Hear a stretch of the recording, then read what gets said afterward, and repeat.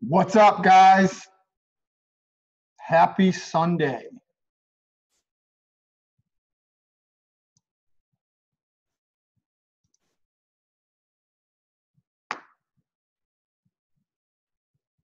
Where is everyone? I know they're not out enjoying the nice weather. Hey, I'm here, Coach. I was out enjoying. You were? Yeah, we did go for a hike, and then Lisa went for a longer run. Awesome. What's up, Lisa? What are we eating? Salad. We are eating a cereal-approved salad. It's a salad with tuna and walnuts, all single-ingredient foods. Wow. Nice. Today, my approved salad would include nothing but donuts. Oh. I've been craving good donuts, or actually any donuts. I haven't had a donut in I don't know how long, but yeah. I've been thinking a lot about donuts recently for some reason. That's like my donuts and pizza are like my go-to comfort food. That's sweet. Ice cream and pizza for me. Ice cream, yeah. That's my wife is ice cream for sure. What's up, Wise team? Hey, what's up, Cyril? Are you out hiking the trails? No, not yet. I'm going out later, though. Are you? I saw you just got done throwing some stacks around in there. Yeah. Nice. I'm going to take my rucksack out. Good. That's about 30 pounds in it. Yeah, I hit the trails 2 or 3 times this week. That was Awesome. nice. Wow. Doing some trail running. My feet are finally feeling somewhat normal again. That's good. Par for the. Only took a year. I'll tell you what. That's every time I get plantar fasciitis bad because I'm way too hard on because of some silly event I've done or training. It literally always just takes a year to heal. Huh. Every time. Wow. Yeah. Why don't you just do you? It's weird. Well, Beck's out in the garden. She's in her element, so. Nice. Is it raining there? Yeah, well, it's Well, it's pouring here. is it pouring? Yeah. Yeah. Well, I'm only 6 miles north, so it's sprinkling. I know. What's up, Catherine? We get video. I get to see you finally. You look like you're like 20 years older since the last time I saw you at the gym. You've grown up in 9 weeks. You're all grown now. Don't grow up too fast. I keep telling her the same thing, Cyril. Yeah. Yeah, our kid never listened either. When we told him to quit growing, he just kept going. I know. I said, I'm going to stop feeding you, and she said it doesn't work that way. She's been loving that home workout, so she's been very dedicated. Awesome. Good for you. What's the scuttlebutt at Orange Theory? You know, there's no word on when we're going to open yet. I think there's a few people in there doing some admin work, but we're still closed. And the word when we're open is going to be to keep it at, I think, 12 to 15 people, so we can still keep, one treadmill apart, one rower apart, that type of thing. So. Do they all have the same amount of equipment, or does it depend on like the size or what of the space? It depends on their size, but most studios have 12 rowers, 12 treadmills, and 12 floor stations. That's what we had, and then we add an addition, and we have 15 of each. Do you think they'll make? Do you think they'll make the members wear masks when they work out? You know, the last I heard is the members don't have to, but we as the coaches have to, and that we're not able to run the fans either. Yeah. So, Now that makes a lot of sense. That makes a lot of sense, doesn't it? So you got 12, 10, 8, let's say 8 to 12 people huffing and puffing, and there's one coach, but the coach has to wear a mask. How does that make any sense? None. So stupid. All right. None of this makes sense, right? We're not going to get into that. That's a whole nother can of worms. A whole nother news conference for the governor. Yeah. We should have an entire Zoom conference call just to bitch. Just to bitch about everything. That'd probably be therapeutic, right? Yep. Have a big vent session. All right, guys. We will get this party started. I will share my screen.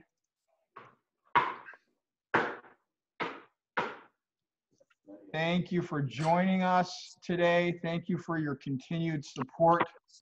From the bottom of my heart, from the bottom of our hearts, you guys are doing awesome. And, you know, I challenge any other gym to have the kind of loyalty of their members that our gym has. Who's pounding the walls there? Someone's doing some home improvements. All right.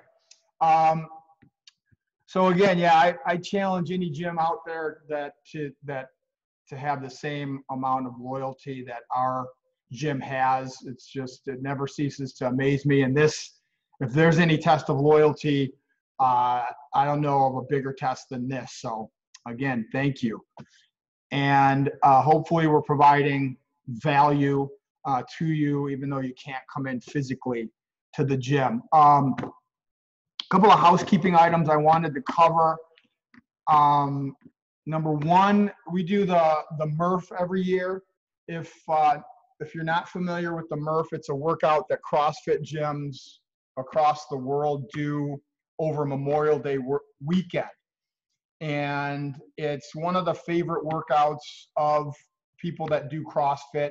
And it's a commemoration of the sacrifice that our men and women in uniform have given on Memorial Day. And it's named after a Navy SEAL who died and is a Medal of Honor winner. And the workout is a mile run, 100 pull-ups, 200 push-ups, 300 air squats, and a mile run at the end, wearing a weighted vest.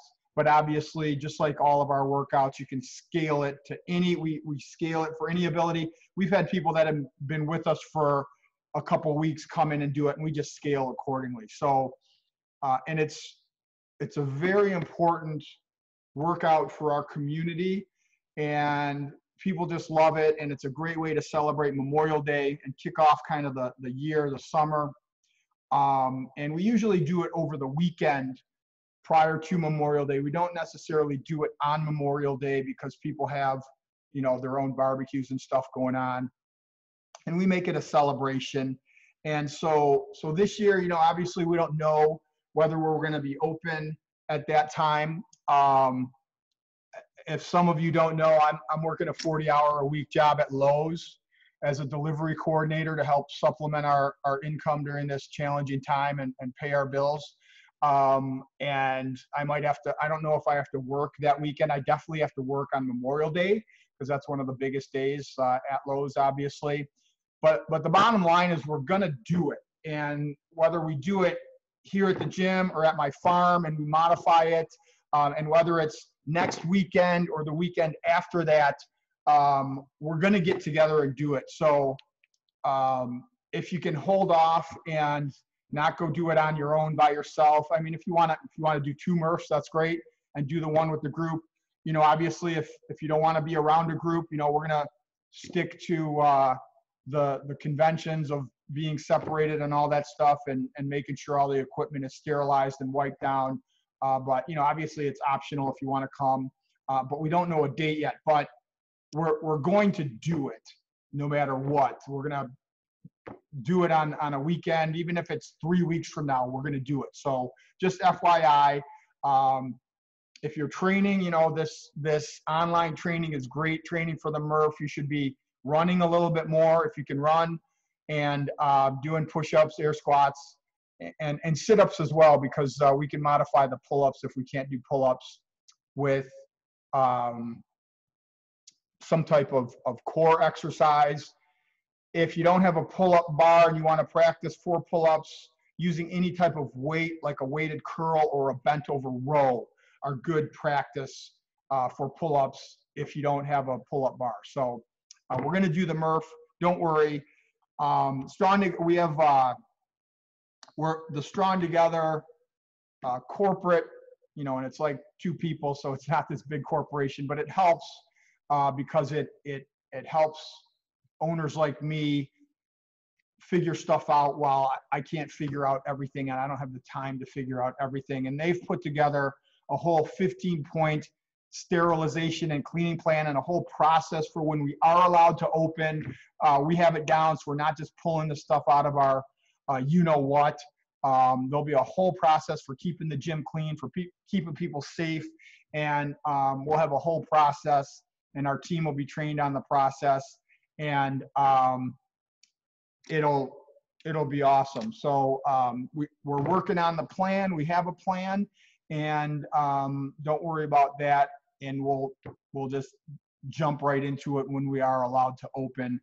And even if we're not allowed to open, let's say, God forbid, till July, we're going to do the Murph before that. So, I don't care if they arrest me or whatever. The freaking smoke shop next door has been open for 2 weeks. And I don't see how that's benefit.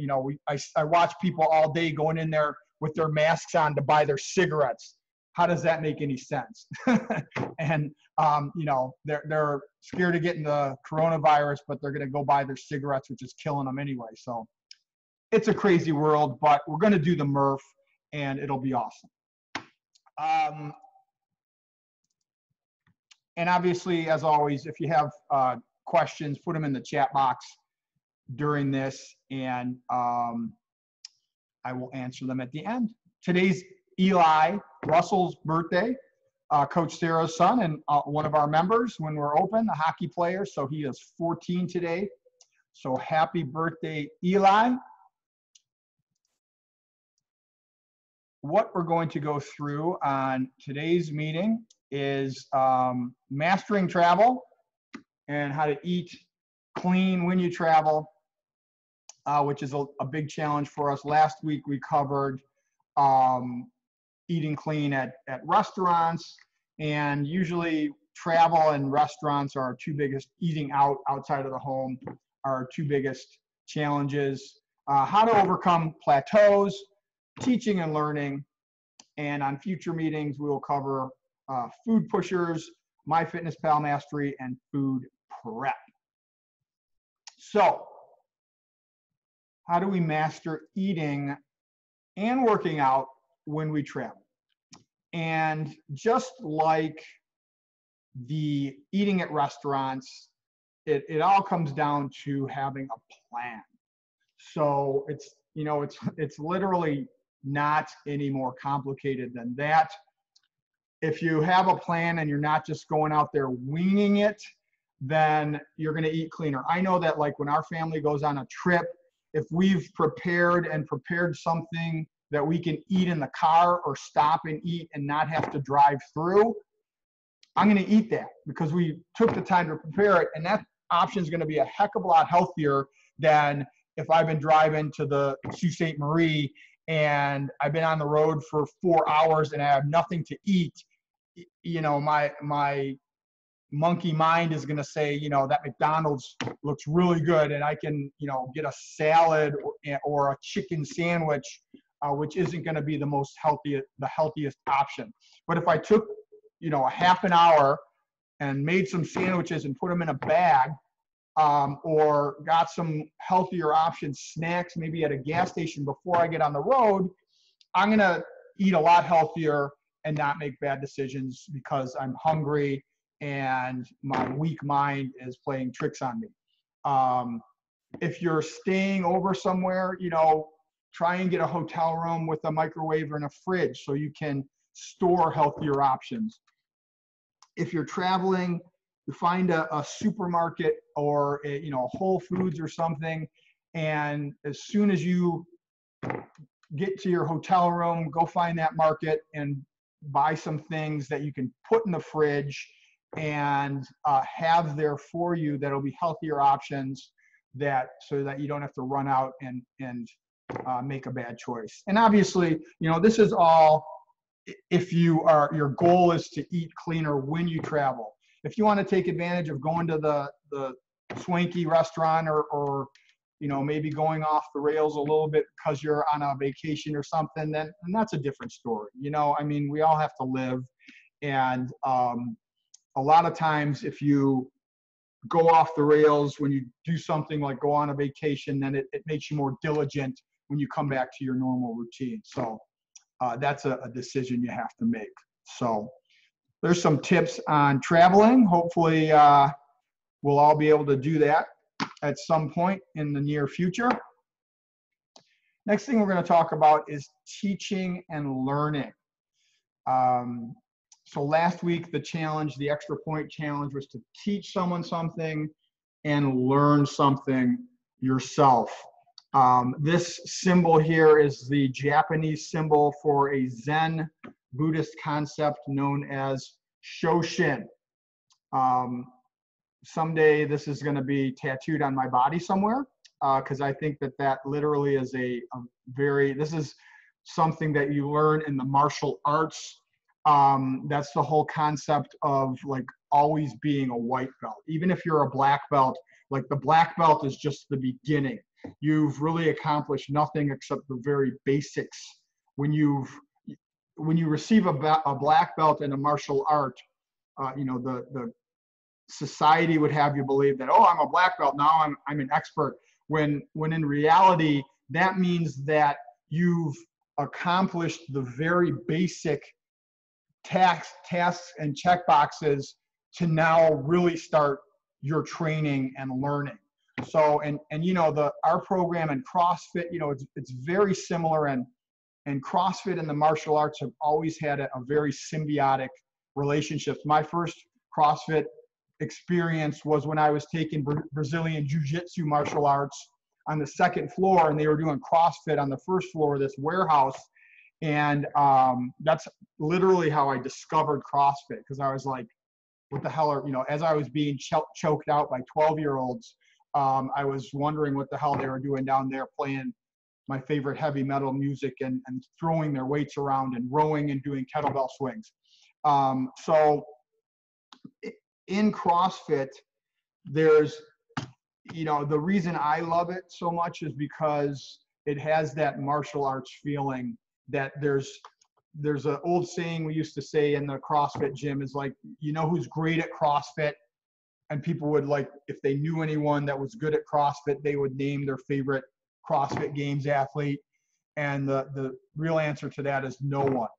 Because as soon as you're great, there's all, you know, ask the top CrossFitter in the world, Matt Frazier, Rich Fromming, whomever, there's always something else that can humble you. Oh, you crushed that workout at this weight? Well, guess what? We're going to add more weight now, and it's going to be that much harder for you. So no matter how awesome you are at anything, we can always learn. And then we have the obligation to teach that to other people.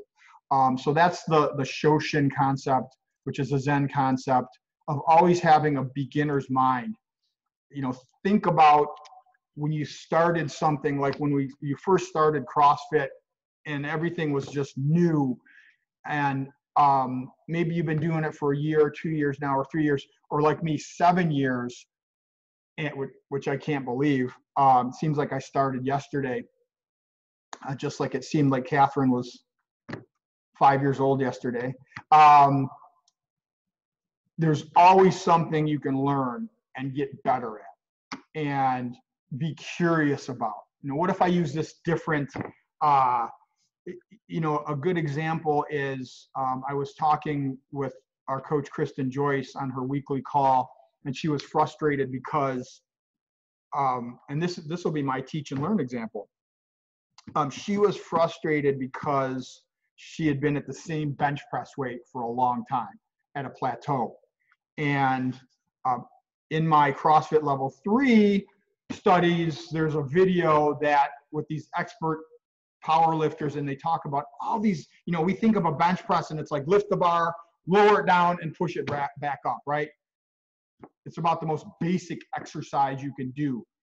But there's like literally a half an hour video where these power lifters are talking about like things you would never think about when you're doing a bench press, trying to bend the bar in half, pushing your shoulders into the bench, all the things we teach. And I told her to watch that video. And then the next time we spoke, she was thrilled because she did a PR. And so there's no matter how simple the task or whatever you're doing, there's always something you can learn. And as soon as you act like you know something, then you've lost, because you're going to tune out any idea that there's something else you can learn. So like in a minute, we're going to talk about plateaus. And that's a lot of times when people hit a plateau, they think they know it all now. They've done the workouts. They've done the same movements for 2 years. And they can't move, they can't lose any more weight, they can't gain any more weight, they're stuck at a plateau on their lifts, whatever. And a lot of times that's because they think, oh, I've been doing this forever, for 2 years. That's nothing. Like I said, it takes on average 10 years to get a black belt in Brazilian Jiu-Jitsu. And as I mentioned, at black belt level, that's when your training begins. So never think that you know it all.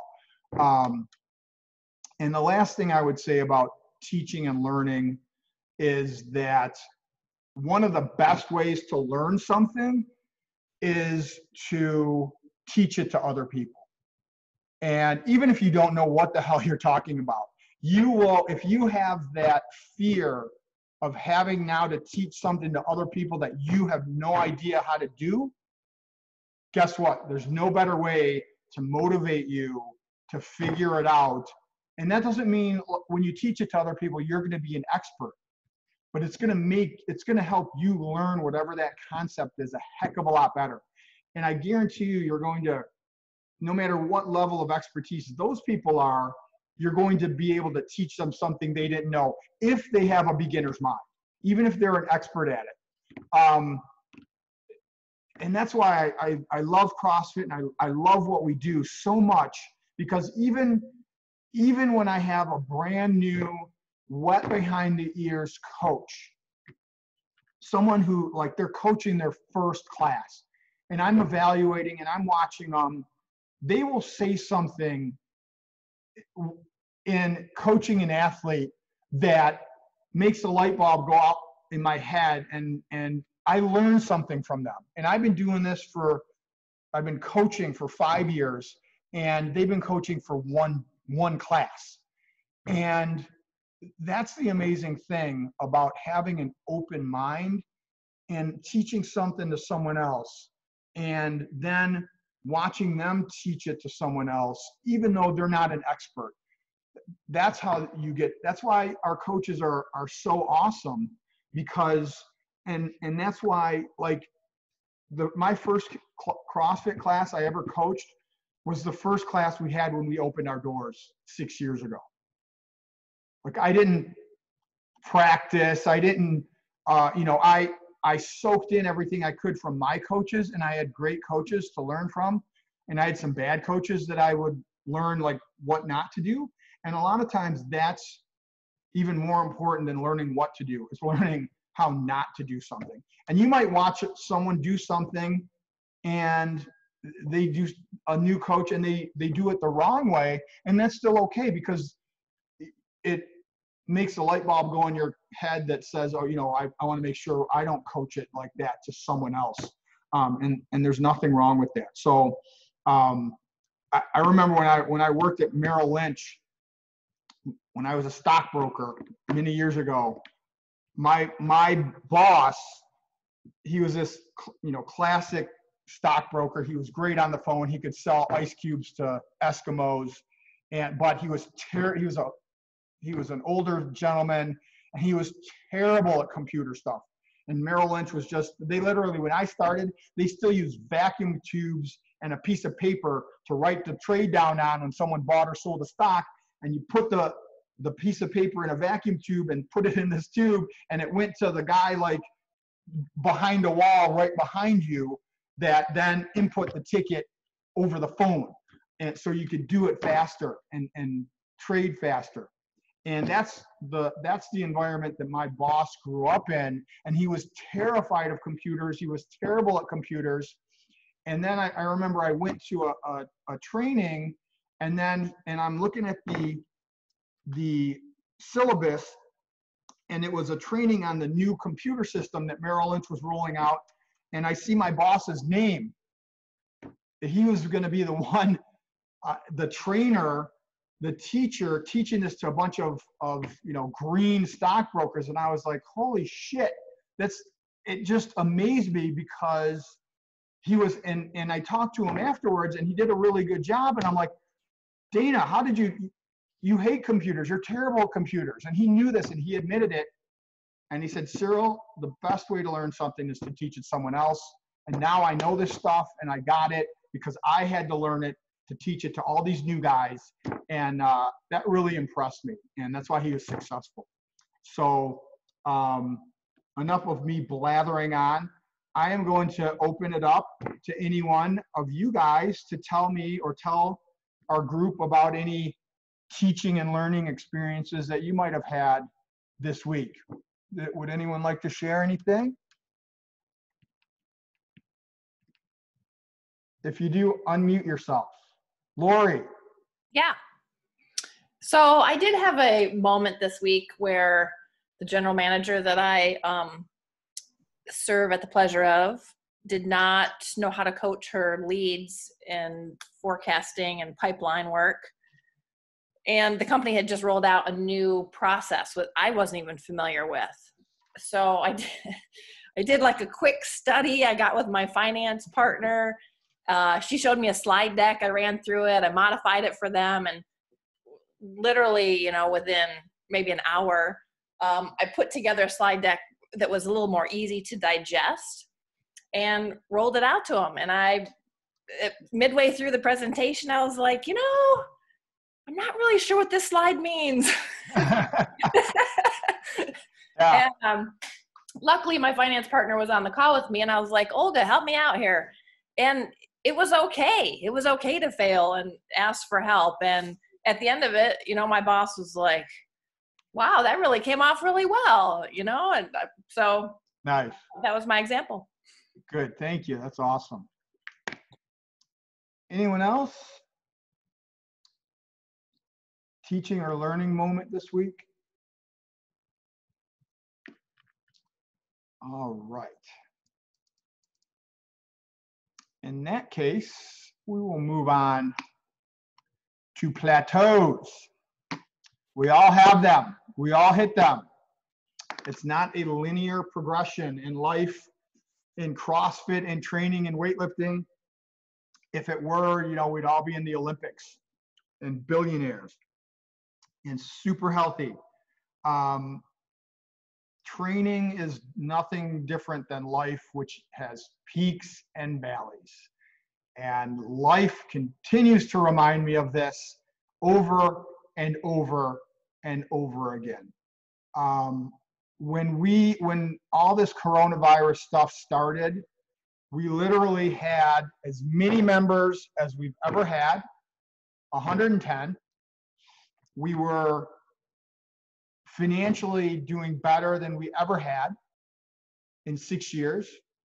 I felt like our community was awesome. The programming was awesome. We had just nailed all these things, and things were good. And last year in my other business was one of the best years I've ever had.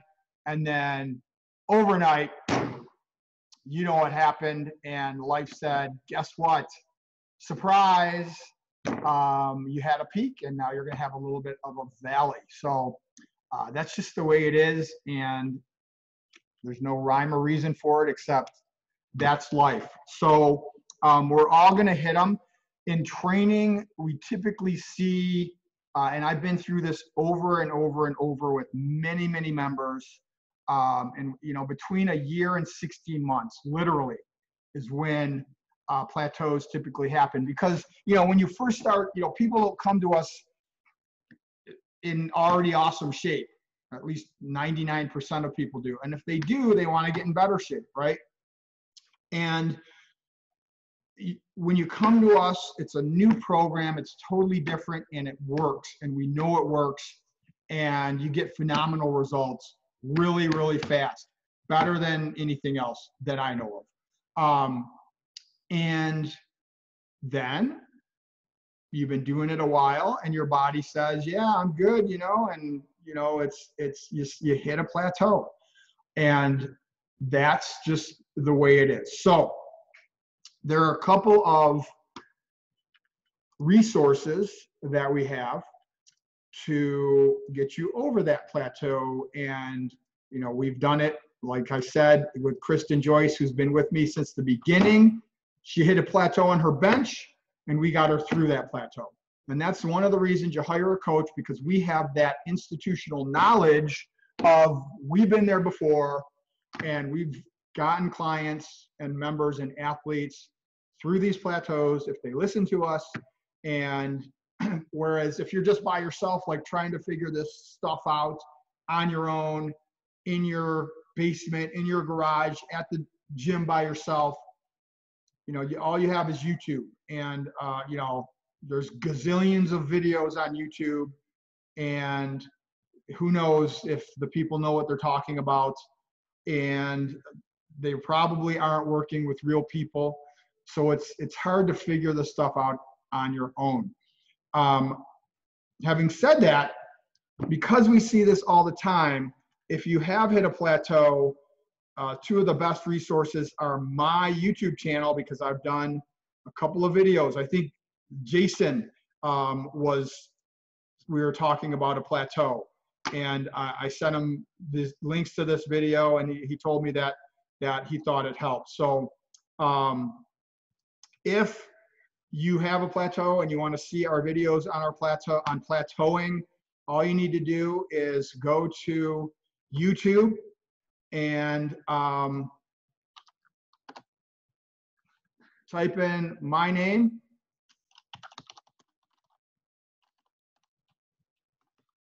It's amazing how many Cyril Whites are out there in the world. And here's my channel. Okay, make sure it's me. I'm doing my first muscle up at the old gym. Click on my channel, and please subscribe to my channel, because I'm constantly trying to come out with new stuff, and it helps. You click the subscribe button over here, and that would be awesome. But then you just type in search, and there are the two videos that I did on plateaus. 14 minutes, so you got about 20 minutes there of how to overcome plateaus. So I won't beat that dead horse, but what are some of the things we can do? Are first asking yourself, what has caused, what do you think has really caused this plateau? And being honest with yourself. In training, what we typically see is that, we've done the hard workouts, our body wasn't used to it. Of course, it's going to get great gains because you're just starting something new. It hasn't done it before. You're down here, and then we show you the right way to train, and you do it consistently, and now you're up here, okay? But we can only get you so far doing that. Once you get up here, and I've experienced this myself, then you need to start focusing on the little stuff, which is usually the shit we don't want to do. Eating right, mobility, stretching, and rest. Well, stretching is part of mobility. So what you're eating, what your mobility is like, and how much rest are you getting, okay? Those are the three things that will get you through a plateau. Are you getting enough rest? Are you eating correctly? Are you working on your mobility? For you know, God, I've been trying to do a bar muscle up since I started. I could not get a bar muscle up. And my coach said that it was because my posterior chain from my neck down to my calves, the back part of my body, was way too tight. I'm like, what does that have to do with trying to get a bar muscle up? I'm just trying to muscle myself over the bar, right? I just want a video on YouTube that shows me a hack to get that bar muscle up. And so what I started doing religiously, I started working on my posterior chain mobility, hitting lacrosse balls for 10, 15, 20 minutes in my back, in the upper part of my spine, finding every mobility on Kelly Starrett, Dr. Kelly Starrett, and his suggestions for loosening up my shoulders. And that's what did it. That's what helped me get that bar muscle up. It wasn't trying to fling myself over the bar for 2 hours a day. It wasn't some neat hack on YouTube that gave me a little tip to try that did it. It was working on my thoracic spine and shoulder mobility. And so that's what got me over that hard hump. So you're only going to get so far in your training if you're not eating right, you're not focusing on your mobility, your flexibility, and you're not getting enough rest. And those are the things that we see typically in getting people past those plateaus. Or like in my example of Kristen Joyce, there, you know, at that point, if you're doing all that stuff, maybe there is some technique tip that you don't know about, like on the bench press, that will help you. So, you know, are we getting lazy on the small stuff? Are we intentional with our activity? Are you being realistic? You know, let's say that you are a 100-pound female and your goal is to bench 500 pounds. You know, I'm sorry, but it's probably never going to happen. It's just physically, you know, you'd be a world record holder if that happened. Well, actually, I think there are some females that can bench 500 pounds. So maybe that's not a good example, but whatever would be a significant, you know, equate to that for your weight and your physical stature. So, you know, are you being realistic with your goals? You know, for me, I knew that if I did the right stuff, I could do a bar muscle up. And, you know, the other part of it is really believing that you can do it. If you have an unrealistic goal, even though you're trying to fool yourself into believing that you can do it, you know, your brain, no, you can't fool your brain. You can't fool yourself. You know, we can try and fool ourselves, and a lot of time we do, but deep down, you will never fool yourself. Deep down, you know what you can do and what you can't do.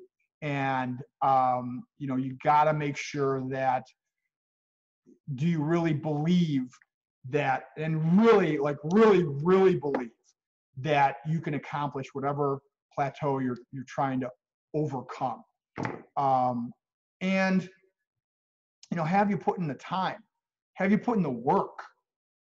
You know, I can't tell you the number of people that come to me and that, you know, I want to make the CrossFit Games. They have no concept how much work it takes to qualify for the CrossFit Games, to qualify for regionals. They have no idea. So it's a total unrealistic, and there's no way that they are willing to make the sacrifices necessary to overcome those plateaus and do the work, all the work, the eating, the mobility, the rest that it takes, the boring, mundane stuff that it takes to overcome those plateaus. So that's what I have to say on plateaus. And, you know, when you hit a plateau and whatever it is in your life, whether it's CrossFit or training or running or your job or your family, just, you know, step back a little bit and realize that that's all it is. And if you kind of detach yourself from this goal or this thing you're trying to break through and realize, you know, like this COVID whatever thing, you know, it's just a valley that we've hit in our lives. And you know, maybe the valley doesn't end and it doesn't start going up again for years. You know, maybe it doesn't happen next month or in 2 months or whenever. And that's just the way it is, you know. But at some point, if you're diligent and stay in the fight, it will. And if you believe it, if you truly believe it, and you know you're putting in the work and you're doing the small stuff, you know, and I would say for you guys that kudos to you for doing a program like this during this time and trying to get better, using it as an opportunity to get better when the majority of people are just wallowing in their self-pity and woe is me and why is this happening? It doesn't matter why it's happening. No one has an answer. No one in this universe has an answer for why this is happening or why any bad thing happens. But all we can do is how we react to something. And you guys are reacting to this by trying to be better, doing online programs like this, going with the flow, trying to get better at your nutrition. Because you can't come and crush wads at the gym every day. So that's your way of getting better in a challenging situation, and you're all awesome for doing that. And that's the kind of thing that'll get you through your plateaus. The other thing I would say about plateaus is mixing things up. You know, I've always been a morning person, and now I have a job to do starting at 5 a.m. And thankfully I'm a morning person because it doesn't faze me. But I can't work out in the morning anymore during the week. And I always hit my best workouts in the morning because I have the most energy. That's, you know, I have my diet was good. But now I can't do that. So now I'm forced to work out after working, you know, 8 hours at Lowe's and then working with our members at the end of the day, and it's really hard. But I know that, and I don't have the energy, you know, weight that I used to like, weight that I would be able to do in a morning workout when I'm fresh, you know, that might be like half as much weight. And I can't say that it's not disappointing that I used to do twice as much weight. You know what? That's the way it is. But I know that if I continue to do that and suck it up and say, you know what, I don't have as much energy because I'm exhausted, but I'm still doing it. When the time comes that I can work out in the morning again, guess what? I'm going to freaking crush it. It's going to be like, you know, I know, because I know I have the energy in the morning, but now I can't do that. So if you're at a plateau, a lot of times the best thing to do is to just change something. Change the time you do something. Even if it's harder, that mixes it up. So, you know, and that's why CrossFit gets a lot of people through regular plateaus, because it's constantly varied. But even the constantly varied in CrossFit can become somewhat of a routine. So see if there's some way you can change something, you know. A lot of times it's getting more rest and not doing as much in the workout and making sure your rest is good rest. So some ideas for overcoming plateaus. Weekly schedules, still the same. Check-in, still the same. Please remember to check in. Again, the more information you can give me, the more I can help you. we're almost through this 12-week challenge. Don't slack off now. Now is the time you need to put the pedal to the metal and be diligent and disciplined about getting your data in there, and not be like, oh, I've done it for 8 weeks, I'm good, I eat clean now. Guess what? That, it's only going to last for so long, and then you're going to be back to not eating clean. So enter your data. It's really important. I do review it all. Even if I don't talk to you about it, I'm looking at every one, and it helps me help you. So our secret point day for this Thursday is you are going to share your favorite power food meal. So you're going to post what your favorite power food meal is. If you don't know what power foods are, there is a beautiful PDF in the portal. It's like one of the first links. We looked at this in week 1, and it has a list of these power foods broken down by proteins, fruits, vegetables, starch and grain, oils, spices, and drinks. Okay, these are foods that are super, super good for you, that are anti-inflammatory. And if you stuck to this list of food, you could pretty much know that you are eating clean. So take a look at this. And again, it's on the portal. And post what your favorite power food is and what your favorite power food meal that you make off that list. You're going to share that. And the secret code meeting for the week is stretchy. All right. Let me see, have there been any questions in the chat? I don't see any chats. Hey, Cyril, do you see Yeah. any, I know that the state has said the 28th of May is the end of the stay-at-home thing, and then obviously there's probably some kind of phase-in. You feeling any, like, how that might affect gyms? There is no good information Not yet. out there. There is no credible information.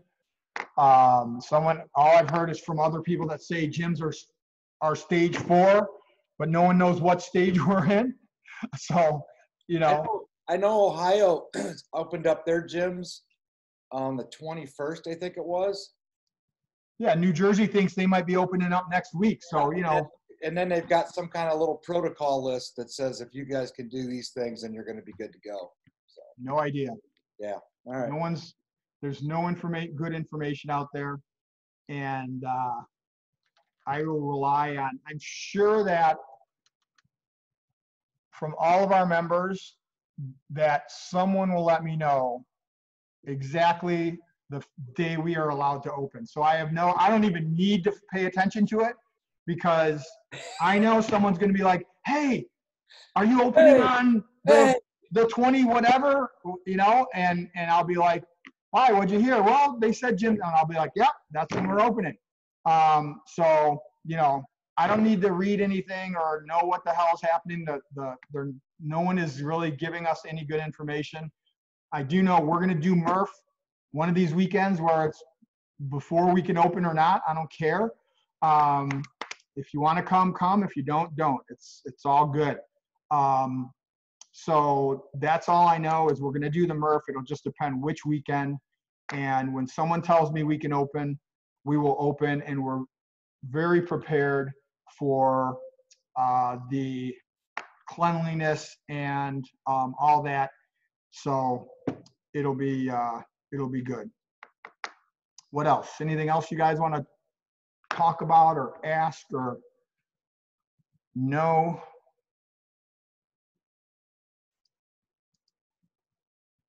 Nothing in the chat. All right, cool. Well, enjoy the rest of your Sunday. Enjoy your week. Let me know if you need anything. Again, thank you so much for your continued support. And, you know, I'm still here for you guys anytime. I'm answering emails and texts at, you know, 8, 9 o'clock at night, weekends, doesn't matter. I will continue to provide value and do the best I can for every one of our members, and help you get through this and help me get through it. So thanks. Have a good rest of your weekend. Thanks, Coach. Thanks, Coach. Have a good week. You too. Yeah. Take care. Thank you. Thank you. Thanks, guys. Thanks, Coach.